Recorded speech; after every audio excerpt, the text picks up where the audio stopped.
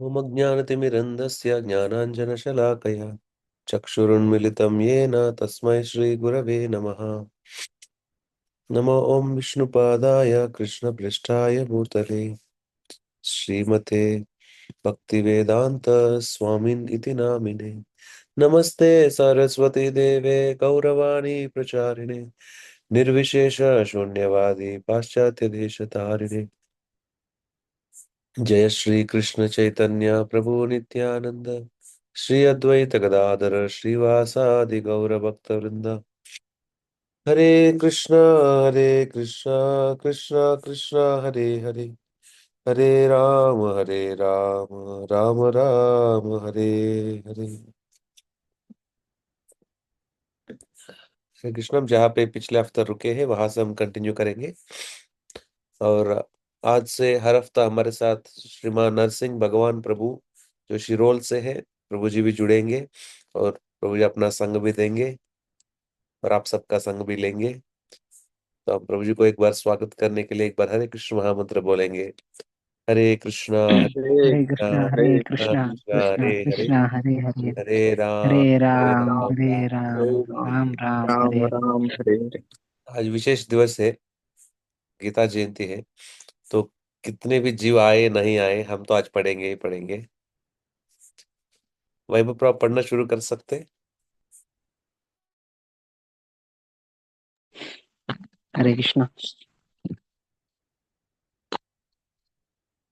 तस्मात् सर्वेषु कालेषु मामनुस्मर युद्ध च मया अर्पित मनोबुद्धिर मामे वैश्यस्य संशय। इसलिए हे अर्जुन, तुम्हें कृष्ण रूप में सदैव मेरा चिंतन करो और साथ ही अपने युद्ध कर्म करते रहो।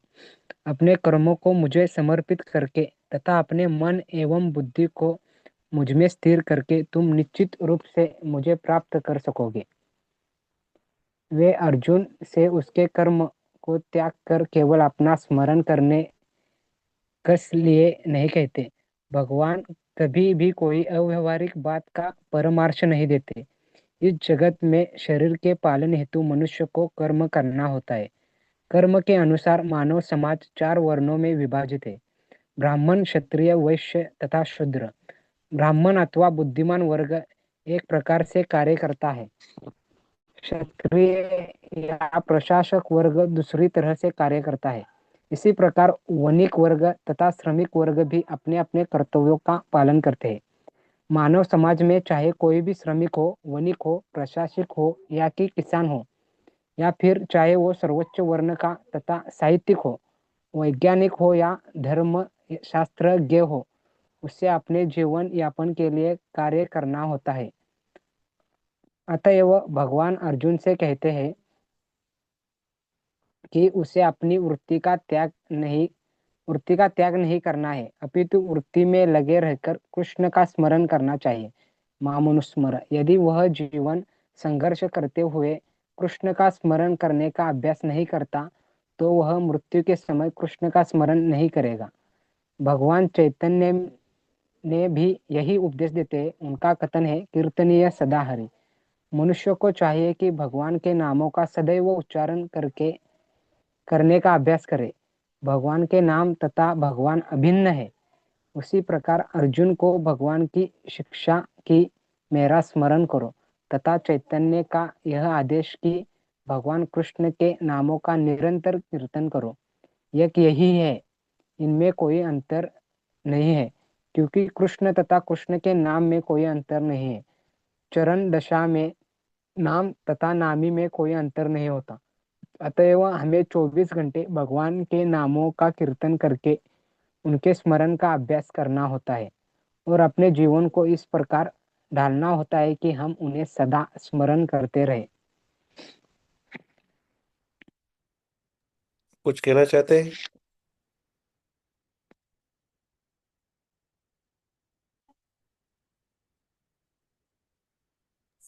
वैभव प्रभु।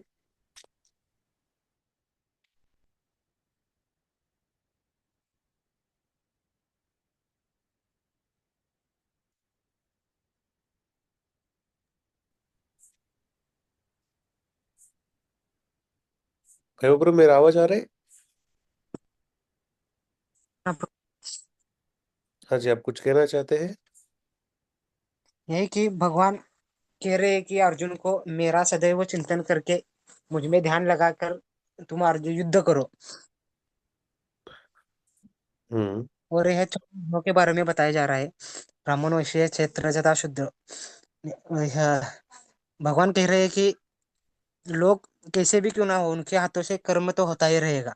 वो ये कर्म के अनुसार चार वर्ण में विभाजित किए गए ब्रह्मांड भगवान ने। चाहे वो वैज्ञानिक हो, चाहे बड़े पद पर क्यों ना हो, उसे कर्म तो करना पड़ेगा अपने पालन पोषण के लिए।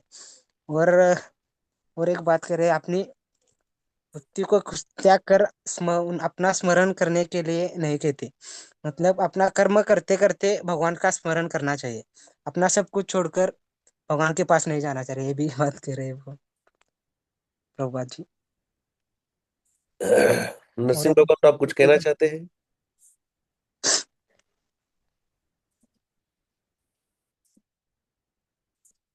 जो हम अभी काम कर रहे हो नहीं, छोड़ना नहीं है, काम करते रहते ही भगवान का स्मरण करना है। श्लोक में एक पॉइंट है कि 24 घंटे भगवान को नहीं देना है, लेकिन हम कार्य करते समय भी भगवान का स्मरण कर सकते हैं, इसमें दिया है प्रभु जी। हाँ जी। तो फिर साधु लोग, सन्यासी लोग क्यों छोड़ के जाते हैं?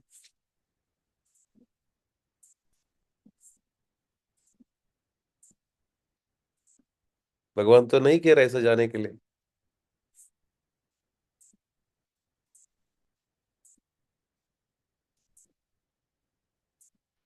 क्या लगता है आप लोगों को?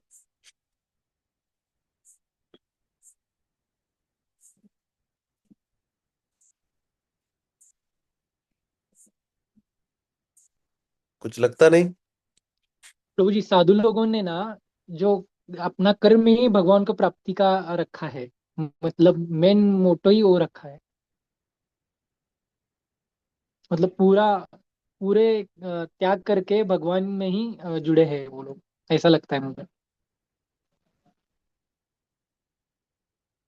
आपका बात मीन्स सही है, आवाज नहीं आ रही। आपका बात सही है, आपका उत्तर भी निकट आ चुकी है। और मैं थोड़ा सा और पास में लाना चाहता हूँ। भगवान कह रहे हैं, मन मेरा स्मरण करते हुए युद्ध करो, अपना धर्म निभाओ। और ये साधु संत लोग जो है घर भौतिक जगत का सब कुछ छोड़ जा देते हैं, फिर भगवान का स्मरण करने की दिशा में चले जाते हैं।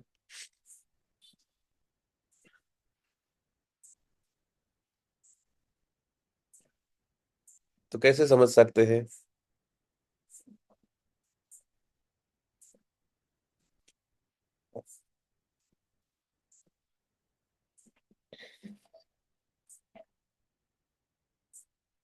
कुछ तो बोलना पड़ेगा प्रभु, टाइम जा रहा है।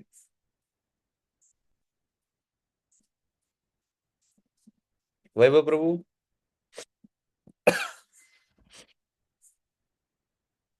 मैं सोच रहा था,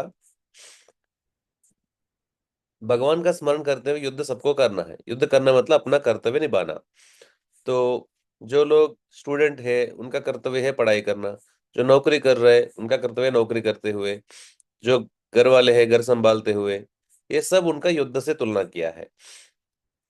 इस जगत में अपना कर्तव्य निभाते हुए ब्राह्मण क्षत्रिय वैश्य शूद्र भगवान का स्मरण करना चाहिए। मेरा समझ क्या है, साधुओं को भी युद्ध करना ही है। उनका भी अलग अलग प्रकार का सेवाएं होते हैं। तो अलग अलग प्रकार का सेवाएं जो है भगवान के संबंधित सेवाएं, ये उनका युद्ध जैसा है। उनके लिए थोड़ा सा भगवान का स्मरण करना आसान होगा, क्योंकि उनका युद्ध भी जो है भगवान के संबंधित ही है। भगवान के किचन में बर्तन धोना है, वो भगवान को स्मरण करना थोड़ा आसान है। या भगवान का पुस्तक वितरण करने के लिए रास्ते पे जाना है, तो भगवान का स्मरण करना थोड़ा आसान है। या कोई सेमिनार में, कॉलेज या सब कंपनी में जाके सेमिनार देना है भगवान के संबंधित, भगवान का स्मरण करना आसान है। उनका भी युद्ध तो करना ही है, लेकिन उनका युद्ध भी जो है भगवान का स्मरण करने के थोड़ा मदद हो गया, आसान होता है। लेकिन भौतिक जगत के वालों को युद्ध भी करना है, और युद्ध करते समय भगवान का स्मरण थोड़ा सा कष्ट होता है। नौकरी करते समय भगवान का स्मरण इतना आसानी से नहीं होता, नहीं हो सकता है। लेकिन भक्त लोग कर कर सकते हैं, इसलिए उनके लिए थोड़ा संघर्ष होगी। ये मेरा समझ है। युद्ध तो सबको करना ही है, ब्रह्मचारी हो या वानप्रस्थ हो या सन्यासी हो, उनको भी अपना कर्तव्य दिया हुआ है। कोई कर्तव्य से भाग नहीं सकते हैं। अपना कर्तव्य निभाते हुए भगवान का स्मरण करना चाहिए, ये शास्त्र का, ये श्लोक का समझ है। पहले अर्जुन थोड़ा सा कंफ्यूज हो गए थे। अर्जुन क्या सोच रहे, देखिए हे भगवान, मेरे को ये एक बात बताना, जा एक है जंगल में जाके भक्ति करूं, और दूसरा है इस जगत में रहते हुए युद्ध करूं, कुरुक्षेत्र का। दोनों ने बताने का, जैसा भगवान आप कहिए भक्ति करना है, करूंगा दिल खुश, पढ़ाई बोलने के लिए नहीं बोलने का, या नौकरी बोलने का, या नौकरी करना है अच्छे से नौकरी करूंगा, भक्ति का करने का मांगने का नहीं। ऐसा अर्जुन का प्रश्न था। भगवान ने क्या किया, दोनों करना पड़ेगा। ये भगवान का आदेश है हम सबके लिए। और यहाँ पे बहुत सुंदर वाक्य प्रभुपाद जी कहते हैं, भगवान कभी भी कोई आदेश देते हैं, कोई रास्ता बनाते हैं, कोई मांगते हैं, अव्यवहारिक नहीं होता है, प्रैक्टिकल सॉल्यूशन देते हैं भगवान। प्रैक्टिकल रास्ता दिखाते हैं, अव्यवहारिक नहीं देते हैं। भगवान कुछ कहते हैं करने के लिए तो व्यवहारिक ही होता है। इसको जानना हमको जरूरी है। इसके उदाहरण प्रभुपाद जी कह रहे हैं, फिर 4 वर्ण बनाया, 4 आश्रम बनाया, तो भगवान जो कहते हैं वो रास्ता भी देते हैं, ऐसा है। और किसी को कुछ कहना है तो भगवान का स्मरण कैसे होगा, भगवान का नाम उच्चारण से। क्योंकि भगवान का और भगवान का नाम का बीच में अंतर नहीं है। तो भगवान का स्मरण केवल रूप देखने से नहीं होता है, भगवान का नाम स्मरण से भी भगवान का स्मरण हो सकता है। क्योंकि भगवान का हर एक संबंधित अभिन्न है, अलग नहीं है। ये प्रभुपाद जी निष्कर्ष लेकर आते हैं। इसलिए कीर्तनीय सदा हरि, भगवान का नाम हर समय लेते रहना चाहिए, या भगवान के संबंधित कार्य करते समय हमको भगवान का स्मरण आसान होता है। आगे का नरसिंह भगवान पर पढ़ सकते हैं।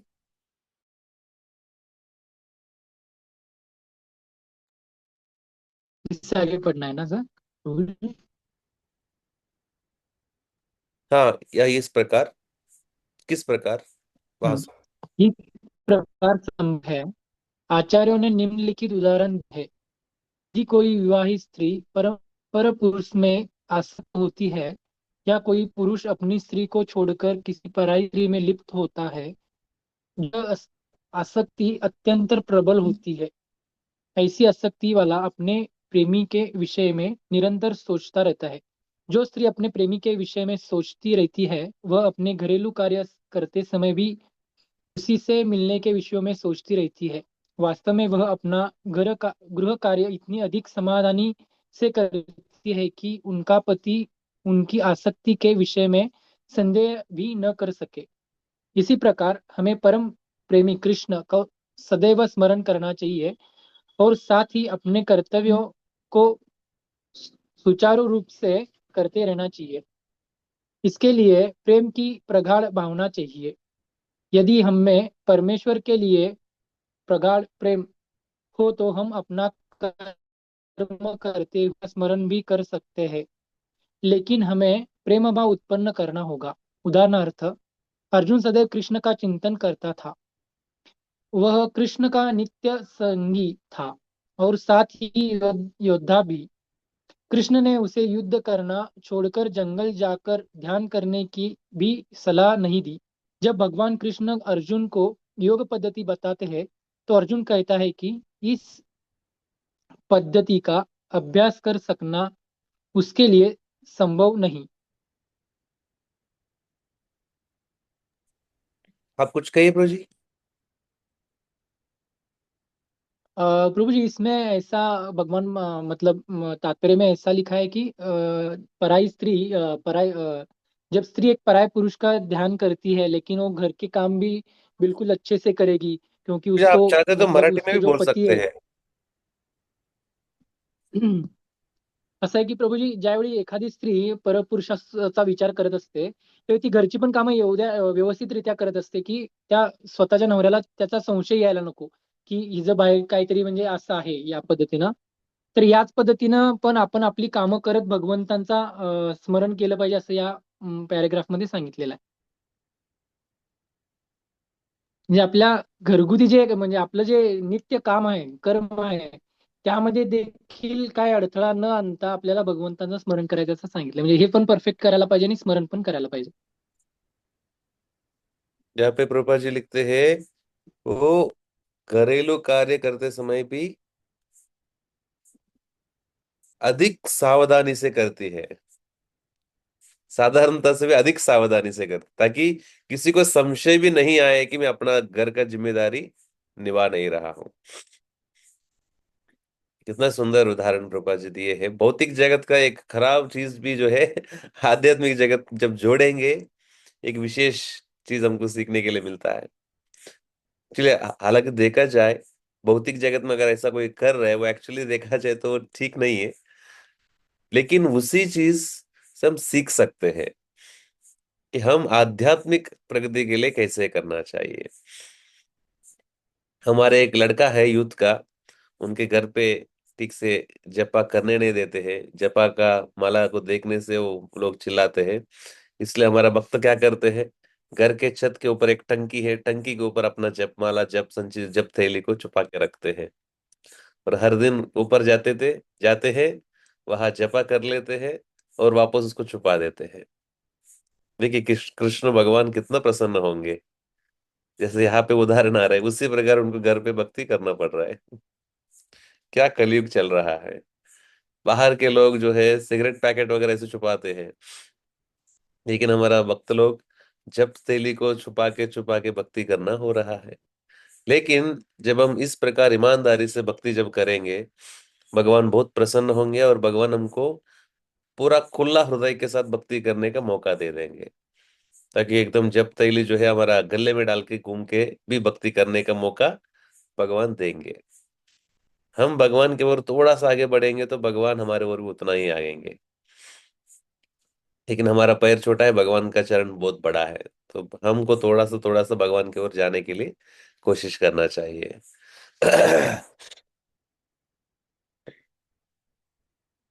तो अगर हमको भगवान के प्रति प्रेम बढ़ाना चाहते हैं, तो साथ ही साथ हमको अपना जीवन का जिम्मेदारी को भी सबसे अच्छे से निभाना चाहिए। हमारे बहुत सारे यूथ्स है, पहले वो ठीक से पढ़ाई नहीं करते थे, बहुत सारा सब्जेक्ट्स फेल हो जाते थे, लेकिन भक्ति में आने के बाद अभी बहुत सतर्कता से पढ़ते हैं, सब्जेक्ट्स पास भी कर रहे हैं, निकाल भी रहे हैं। ये विशेष है। भक्ति में जुड़ने के बाद अपना कर्तव्य भी अच्छे से निभाने लगते हैं। ये बहुत सुंदर है।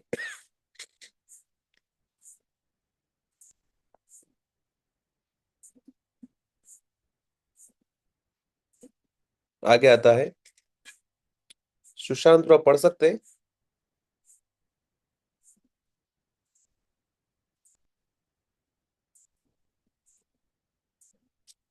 ठीक है, मैं पढ़ता हूँ।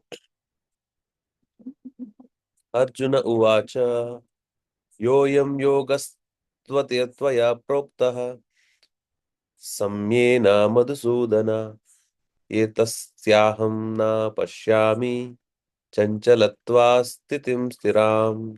अर्जुन ने कहा, हे मधुसूदन, आपने जिस योग पद्धति का संक्षेप में वर्णन किया है, वह मेरे लिए अव्यवहारिक तथा असहनीय है, क्योंकि मेरा मन अस्थिरता चंचल है। योगिनामपि सर्वेषां मद्गतेनन्तरात्मना श्रद्धावान् भजते यो मां समे युक्ततमो मतः।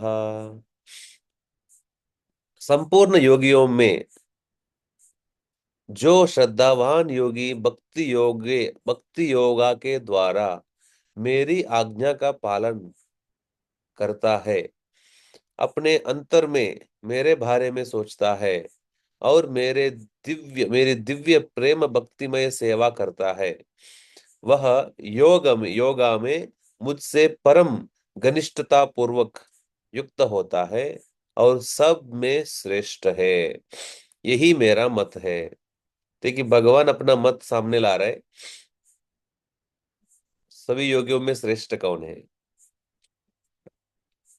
अतएव जो सदैव परमेश्वर का चिंतन करता है, वह एक ही समय में सबसे बड़ा योगी, सर्वोच्च ज्ञानी तथा महानतम भक्त है।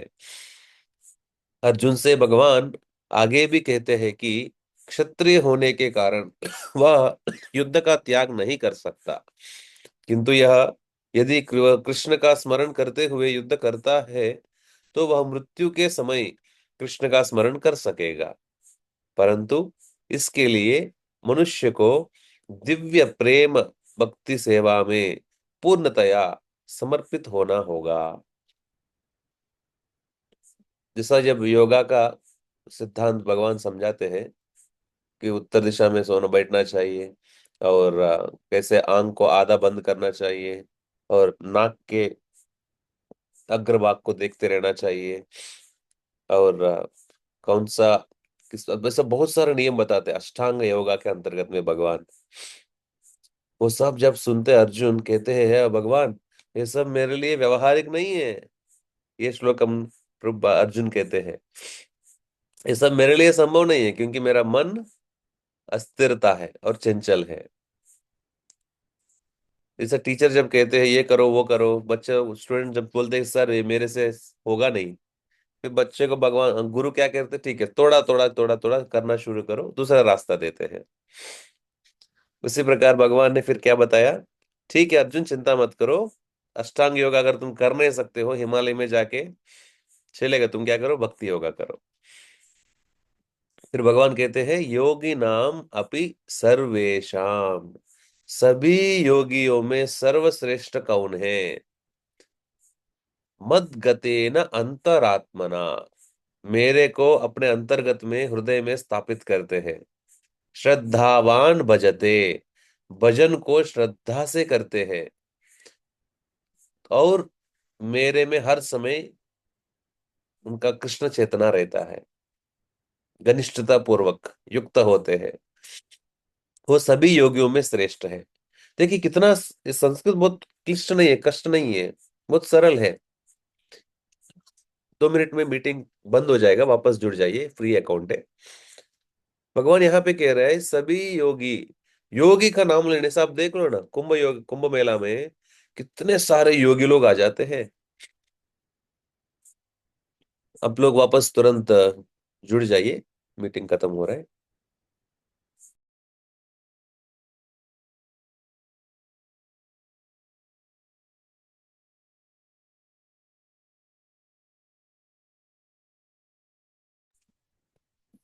यहाँ पे भगवान कह रहे सभी योगियों में श्रेष्ठ कौन है?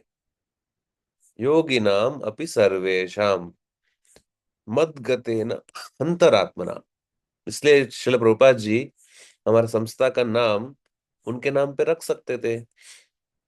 बहुत सारा संस्था है, संस्था का नाम संस्था को जिन्होंने शुरुआत किया उनके नाम पे होता है। श्रील प्रभुपाद जी वैसा नहीं किए, उन्होंने कृष्ण भावनामृत संघ ऐसा नामकरण किए हैं, अंतरराष्ट्रीय कृष्ण भावनामृत संघ। क्योंकि भगवान प्रभुपाद जी चाहते हैं कृष्ण का नाम सबको पता होना चाहिए, मेरा नाम पता हो या ना हो कुछ चिंता नहीं है। अब देखिए ना कितने लोग हरे कृष्ण मंदिर को जानते हैं, इस्कॉन को जानते हैं, प्रभुपाद जी को बहुत कम लोग जानते हैं। अगर ऐसा भक्त को कितना भगवान प्रसन्न होंगे।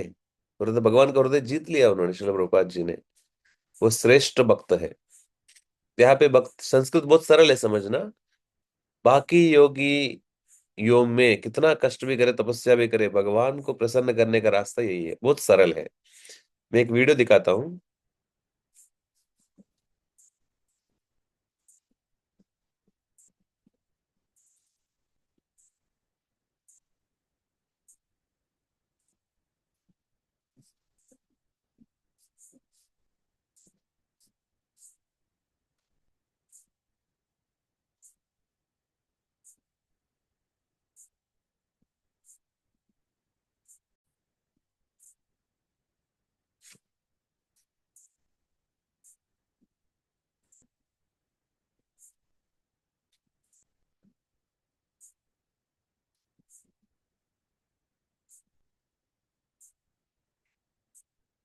एक सेकंड।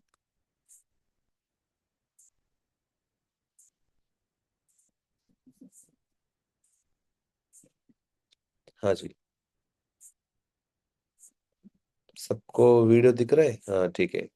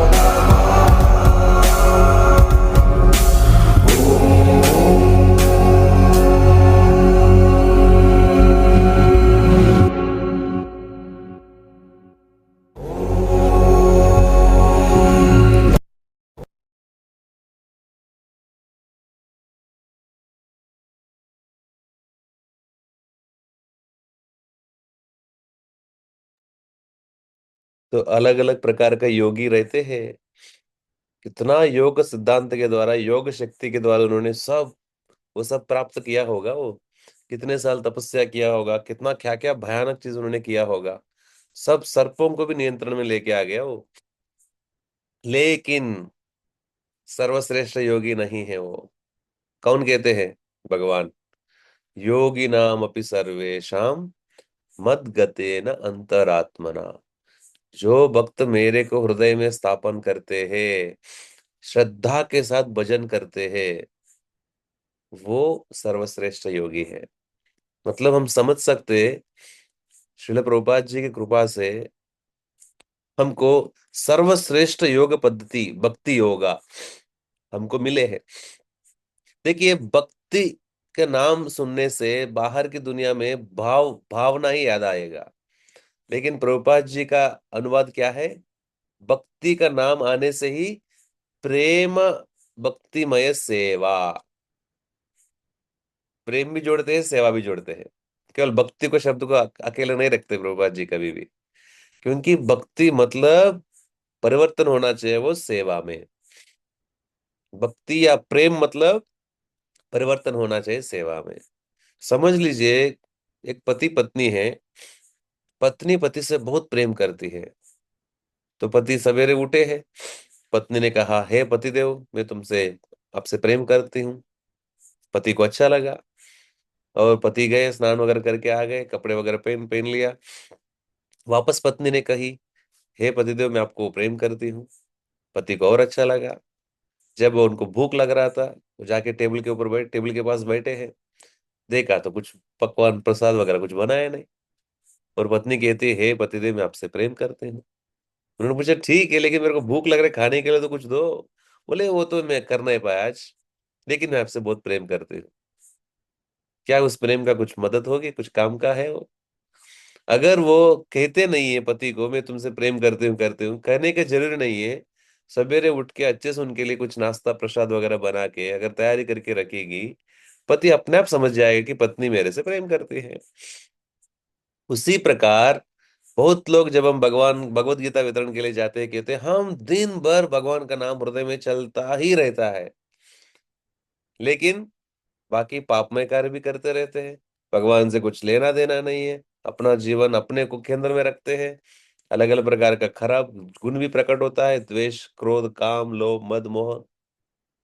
ये चीज समझना जरूरी है। इसलिए भक्ति मतलब प्रेममय भक्ति सेवा। भक्ति को प्रभुपाद जी इंग्लिश में भी कहते हैं डिवोशनल सर्विस। केवल डिवोशन नहीं लिखते प्रभुपाद जी कभी भी। भक्ति मतलब डिवोशनल सर्विस। तो अगर हम भक्ति कर रहे हैं, मतलब हमको भगवान के संबंधित सेवा भी करना चाहिए। भगवत भक्ति में हर एक कार्य जो है सेवा जैसा है। ये चीज हम यहाँ से हम सीख सकते हैं।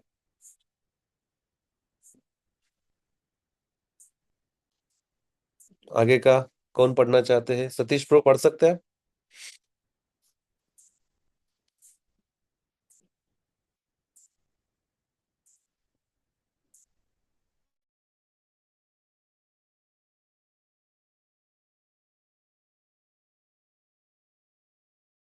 या वरद प्रो आप पढ़ सकते हैं?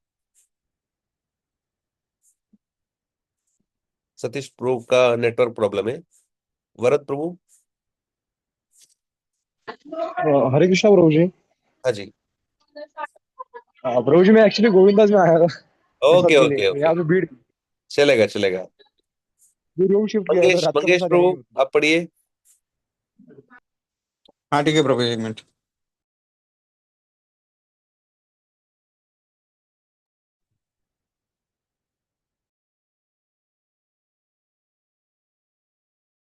जल्दी जल्दी प्रभु।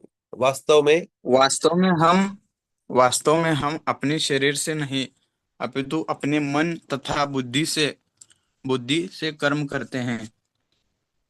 अतएव यदि मन तथा बुद्धि सदैव परमेश्वर के विचार में मग्न रहे तो स्वाभाविक है कि इंद्रियां भी उनके सेवा में लगी रहेंगी।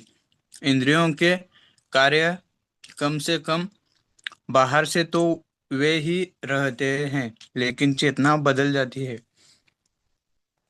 भगवत गीता में हमें सिखाती है कि इस किस प्रकार मन तथा बुद्धि को भगवान के विचार में लीन रखना चाहिए। ऐसे तल्लीनता से मनुष्य भगवत धाम को जाता है। यदि मन कृष्ण की सेवा में लग जाता है तो सारी इंद्रियां स्वतः उनकी सेवा में लग जाती है।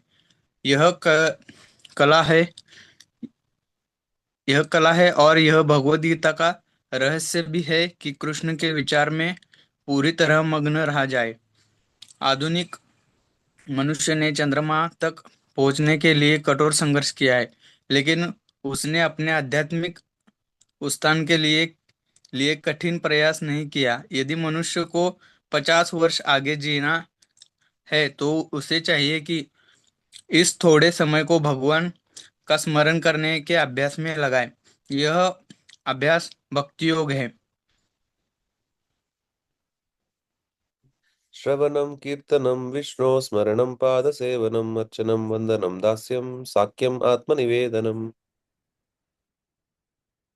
ये नो विधियां है ये 9 विधियां हैं जिनमें स्वरूप सिद्ध व्यक्ति से भगवत गीता का श्रवण करना सबसे सुगम है।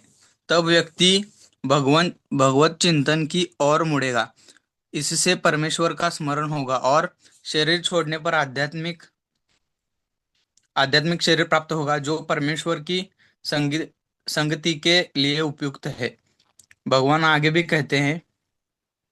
चर्चा करेंगे। बताइए, आप कुछ कहना चाहते हैं? नहीं प्रभु जी। आपको जो भी समझ में आए बताइए ना। कहना होगा। आपको जो भी समझ में आए पढ़ते समय आप कह सकते हैं। एक मिनट। इसलिए पढ़ते समय समझते हुए पढ़ने का। धीरे धीरे पढ़ेंगे तो ग- बिगड़ेगा। ठीक है, गड़बड़ में जरा पढ़ दिया। हाँ जी हाँ जी। तो यहाँ पे एक सुंदर मुद्दा प्रभुपाद जी कह रहे हैं। वास्तव में हम अब जो भी कार्य करते हैं शरीर से नहीं करते हैं, मन और बुद्धि से करते हैं। मन और बुद्धि लगाने से शरीर काम करने लगता है। जैसा अगर मंदिर में झाड़ू मारना है, उसके लिए भी बुद्धि लगेगा, मन भी लगेगा। मन नहीं है, बुद्धि नहीं है, तो फिर झाड़ू कैसे मार पाएंगे? तो कोई भी कार्य करने के लिए मन और बुद्धि लगाना है। फिर प्रभुपाद जी कह रहे, अगर मन और बुद्धि परमेश्वर के विचार में मग्न है, स्वाभाविक रूप से इंद्रिय भी भगवान की सेवा में लग जाएंगी। तो बाहर के रूप से इंद्रिय कार्य करते रहेगा और अंदर के चेतना से ही बाहर का कार्य भी होता रहेगा। ये भक्ति का साइंस ऑफ डिवोशनल सर्विस, भक्तिमय सेवा का विज्ञान है ये साइंस है। देखिए बहुत सुंदर बात क्या है, लोग क्या सोचते हैं, मंदिर मतलब एक, कुछ लोग होटल जैसा सोचते हैं, जाके ऑर्डर करेंगे मेरे को क्या क्या चाहिए। भगवान कैसा है? एक वेटर जैसा है। मैं जो मांगूंगे भगवान को लाना पड़ेगा। लेकिन मंदिर जो है एक विद्यालय है, एक कॉलेज, एजुकेशनल इंस्टीट्यूशन है, जहां पे हम साइंस ऑफ डिवोशनल सर्विस, भक्तिमय सेवा का विज्ञान सीख सकते हैं। कितना सुंदर है ये चीज, हमको अगर बचपन से मिला होता कितना और अच्छा होती। लेकिन कम से कम blind uncle is better than no uncle. अगर अंधे अंकल भी है चलेगा, लेकिन अगर अंकल ही नहीं है तो उससे अच्छा ब्लाइंड अंकल कम से कम अभी तो मिला है। अभी तो हम सीख सकते हैं साइंस, भक्ति का कला, भक्ति करने की कला। भगवत चेतना को हमको जोड़ना चाहिए। देखिए, ये विशेष है, इतना आसान नहीं है। भक्ति में क्या मांगा जा रहा है? अपना चित्त को भगवान को देना होगा। मच्चित्त मद्गत प्राण बोधयन्तः परस्परम कथयन्तिश्च माम नित्यम तुष्यन्ति च रमन्ति च। भगवान कहते हैं मेरे भक्त लोग क्या करते हैं? अपना चित्त को मेरे को दे देते हैं। मत चित्त मद्गत प्राण, अपना चित्त को मेरे को दे देते हैं। देखिए, हम लोग शरीर को दे के कुछ सेवा करने के लिए तैयार हो जाएंगे। कभी कभी ऐसा पुस्तक पढ़ने के लिए मन और बुद्धि को भी लगाने के लिए तैयार हो जाएंगे। ठीक है, प्रभु जी बार बार बुलाते रहते, सोमवार के पुस्तक पठन में आते रहो। लेकिन चित्त को नहीं देते हम, वही समस्या है। हमको चित्त को भगवान के लिए देना चाहिए, उसी का प्रैक्टिस करना चाहिए। हम चित्त कहीं और दे देते हैं। वही परीक्षा है हमारे लिए, तैयारी भी करना है हमको धीरे धीरे। नरसिंह भगवान प्रभु कुछ कहना चाहते हैं प्रभु जी?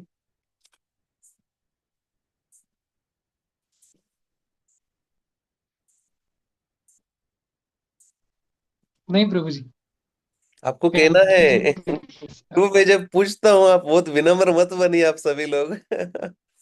आप सबको भी कहना चाहिए, कोशिश करना चाहिए, जो भी समझ में आए आप कह सकते हैं।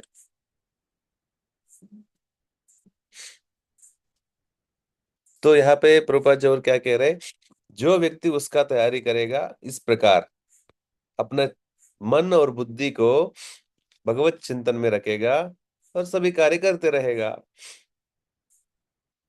फिर यहाँ पे प्रभुपाद जी लिखते हैं, ऐसी तल्लीनता से मनुष्य भगवत धाम को जाता है। जब राजा कुलशेखर भगवान की लीलाएं सुन रहे थे, रामायण, तो भगवान रामचंद्र के ऊपर दो राक्षस ने आक्रमण किया और भगवान रामचंद्र अकेले युद्ध कर रहे थे। तुरंत राजा कुलशेखर ने क्या सोचा? चलो निकलो, हमारा साथ पूरा सेना को उठाओ, जाके रामचंद्र को मदद करना है। निकल पड़े। मंत्री ने समझाया, भगवान हे राजा, भगवान रामचंद्र जीत चुके हैं, उस राक्षसों को अकेले मार दिए, अभी हमारा मदद का जरूरी नहीं है। फिर वो वापस आए। और एक बार जब रामायण सुन रहे थे, रावण ने सीता मैया को अपहरण किए। तुरंत सुनते समय राजा कुलशेखर ने क्या किया? कैसे मेरे माँ को ये ऐसा कर सकते हैं? चलो मैं तुरंत जाके रावण को वध करूंगा। सब सेना को बुला लिया भगवान राजा कुलशेखर ने। ये जब हम सुनते हैं, सुने हैं, आश्चर्य लगा है। मतलब हम देख सकते हैं, जब रामायण पढ़ रहे थे कितना तल्लीनता से वो भाग ले रहे थे। श्रवणम, कीर्तनम, विष्णु स्मरणम, ये तीन चीज विशेष है भक्ति की शुरुआत के लिए। यहाँ पे प्रहलाद महाराज कहते हैं, श्रवणम, कीर्तनम, विष्णु स्मरणम। पहले श्रवण करेंगे, हम कीर्तन कर सकते हैं, भगवान के बारे में बोल पाएंगे। अगर सुनेंगे नहीं तो क्या बोल पाएंगे? इसलिए हमको सुनते रहना चाहिए जितना मौका मिलेगा। कम से कम हर दिन 15 मिनट सुनना चाहिए। क्या सुनूं प्रो जी? हम तो ग्रुप में डालते हैं यूट्यूब का एक लिंक, एक आदत बनाई आप सभी लोग, उठने से ही सवेरे, वो लिंक आपको यूट्यूब ग्रुप में मिलेगा, यूथ फोरम में 15 मिनट का लिंक डालते जा रहे हैं हम हर दिन। सभी भक्त लोग अपना शुरुआत भी किए, आदत भी बनाए हैं। बहुत सारे भक्त हैं, लगभग 10 से 15 भक्त हर दिन उठने से तुरंत 15 मिनट का सुन लेते हैं, टिक मार भी करते हैं, मैंने सुन लिया ब्रो जी।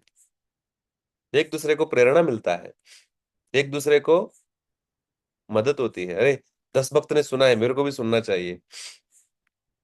क्या समझ लो, भगवत धाम जाने के लिए गाड़ी आया है, इचलकरंजी के मंदिर, गणेश नगर 6 नंबर गली मंदिर के सामने खड़ी है, और 10 मिनट में निकलने वाला है। ऐसे हम बैठे रहेंगे, तुरंत भागना शुरू करेंगे। ठीक है ना, सभी पहले भक्तों को जाने दो, बाद में अगर जगह है तो मैं भी जाऊंगा। अच्छा भाव है, लेकिन वो ठीक नहीं है। थोड़ा सा हमको वहां तक तो, कम से कम गाड़ी तक तो पहुंचना चाहिए। बैठने के लिए जगह पहले भक्तों को दे देंगे, लेकिन गाड़ी तक तो आना चाहिए, आतुर रहना चाहिए, एक दूसरे को प्रेरणा देना चाहिए। तो श्रवणम कीर्तनम विष्णु स्मरणम, जब हम श्रवण करेंगे, फिर कीर्तन करेंगे, फिर स्मरण हो सकता है। यहाँ पे भगवान के स्मरण के बारे में बहुत कुछ बताया जा रहा है। भगवान के स्मरण के बारे में पिछले 2-4 पैराग्राफ से हम वही देख रहे हैं। स्मरण करते हुए भगवान इस जगत में जीते रहना चाहिए हमको। लेकिन स्मरण कब होगी? जब हम श्रवण करेंगे, जो सुने हैं वो किसी को बोलेंगे, तब हमको स्मरण करना संभव होती है। ये भक्ति का सीक्रेट है। कृपा जी कह रहे, आधुनिक मनुष्य ने चंद्रमा तक पहुंचने के लिए कठोर संघर्ष किए हैं। तब संघर्ष चल रहा था, अभी पहुंच भी गए, लेकिन आध्यात्मिकता में प्रगति करने के लिए प्रयास नहीं कर रहा है। ये दुर्भाग्य है, दुर्भाग्य परिस्थिति है, लेकिन हमारे लिए मौका है। किसी को कुछ प्रश्न पूछना है? अभी तक हमने जो भी सुने हैं, जो भी पढ़े हैं, संक्षिप्त में अगर आप देखा जाए, भगवान कह रहे, तस्मात् सर्वेषु कालेषु माम अनुस्मर युद्धचा। मेरा स्मरण करते हुए तुमको युद्ध करना होगा, अपना कर्तव्य से तुम भाग नहीं सकते हो। तो प्रभुपाद जी कहते हैं, भगवान हर एक जो आदेश देते हैं वो व्यावहारिक रहता है, प्रैक्टिकल। इम्प्रैक्टिकल नहीं कह रहे भगवान, अभी ठीक है अर्जुन चलो हिमालय चले जाओ, ऐसा नहीं कह रहे भगवान। क्या पूरा दुनिया हिमालय में जा सकता है क्या? भगवान ने एक प्रैक्टिकल व्यवहारिक रास्ता दिए है भक्ति का। अलग अलग लोग अलग अलग परिस्थिति में अलग अलग कर्तव्य में है, सभी को संभव है भगवत प्राप्ति। ये रास्ता है। जो भी परिस्थिति में हो तुम तुम्हारा कर्तव्य निभाओ, साथ ही साथ मेरा स्मरण करो, और इसका प्रैक्टिस करो अभी। अगर हम कुछ करते करते भगवत स्मरण रख सकते हैं, मृत्यु के समय भी भगवत स्मरण स्मरण हो सकता है। ये प्रैक्टिस है। Life is preparation. सिर्फ एक बात बताना थी कि नीचे जो हमारे ऊपरी के भाग था,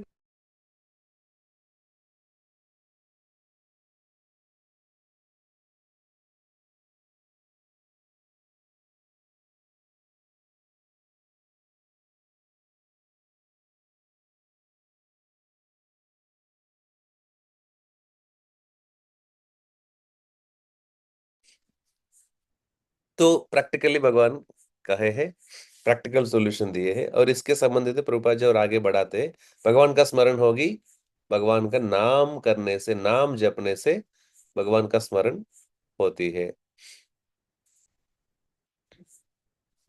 तो भक्ति योगा जो है एक व्यवहारिक है और सर्वश्रेष्ठ है। बाकी योगाओं से बहुत तुलना करेंगे ना, ये सर्वश्रेष्ठ है। और साथ मतलब सरल भी है, बहुत सिंपल है और बहुत इजी भी है। लेकिन हमको करने के लिए प्रैक्टिस करना होगा। कोई भी चीज प्रैक्टिस करने से आएगा। जब साइकिल सीख रहे थे कि पहला दिन जब साइकिल में बैठे आ गया था क्या? एक दो बार गिरे भी होंगे, कुछ चोट भी लगा होगा, लेकिन धीरे धीरे भी आ गया। अभी तो कुछ लोग हैंडल छोड़ के भी चला सकते हैं। कार सीखते समय बहुत टेंशन आता है। ABC, accelerator, brake, brake, clutch याद रखना होगा। स्टीयरिंग देखना होगा, side mirror, left side mirror, centre mirror, gear, सब कुछ देखना पड़ता है। सामने कौन आ रहा है, पीछे कौन है। सीखते समय टेंशन आ जाएगा, कौन सा गियर पे है, कौन सा गियर पे डालना है। लेकिन प्रैक्टिस मेक्स मैन परफेक्ट। भक्ति का हमको साधना करना चाहिए, प्रैक्टिस करना चाहिए, भक्तों की मदद से, भक्तों के संगति में, फिर हम उत्तीर्ण हो सकते हैं। भगवान बहुत दयालु है। हम कम से कम 35 मार्क लाएंगे कभी कभी ना।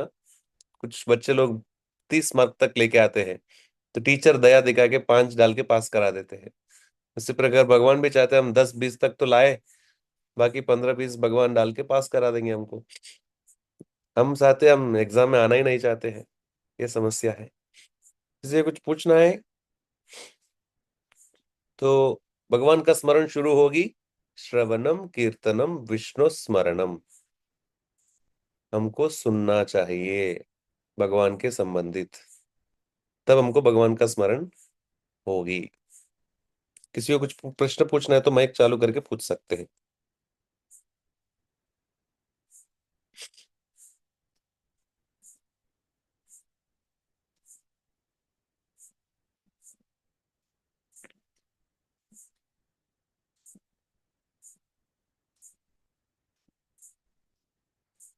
ठीक है, आप सबको धन्यवाद कहना चाहता हूँ, अपना अपना अमूल्य समय निकालकर भगवत गीता पढ़ने के लिए आए हैं।